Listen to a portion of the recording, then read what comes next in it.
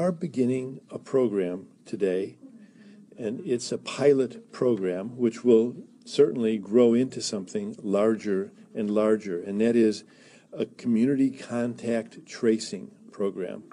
We've done contact tracing all along. That a contact is a person who's been exposed to someone that we document to have the COVID infection. When we find someone who has a COVID infection, those people are immediately isolated. But we also work with them to figure out who their contacts were. Luckily, because you have been doing such a great job of cooperating and staying indoors, staying isolated, it used to be there were 10 contacts, at least, for every patient that we would find. Now, it looks like there are probably only 2 or 3 or 4 contacts, not surprisingly, because most people have been staying away from others. And that's good news. But the purpose of this program is to bring on people. We're going to start with 10 people. We may bring on up to 50 or even more as the program grows and as we see the needs for it. As we do more testing, we will find more and more people who have COVID-19. And again, we'll isolate every one of them, and we will find every one of their contacts, and we will make sure that they stay quarantined, and we'll check in with them every day.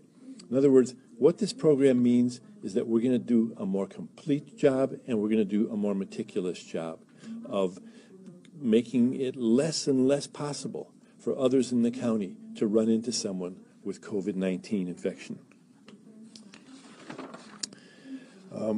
It's not just our county that's bringing more people on. There are going to be thousands of people hired who will be these contact investigators throughout the state.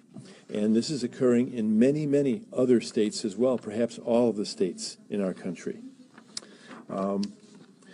We will be giving intensive training to these people, training not only for identifying and finding contacts, but also in terms of how to be sensitive about doing it. We also realize that as we find more contacts, some of the people we find are going to have trouble being isolated. For instance, if they live in a home where there's only one bathroom and there are 3 or 4 other people living there, and those people don't have COVID infection, we're not going to be able to keep the person in that home.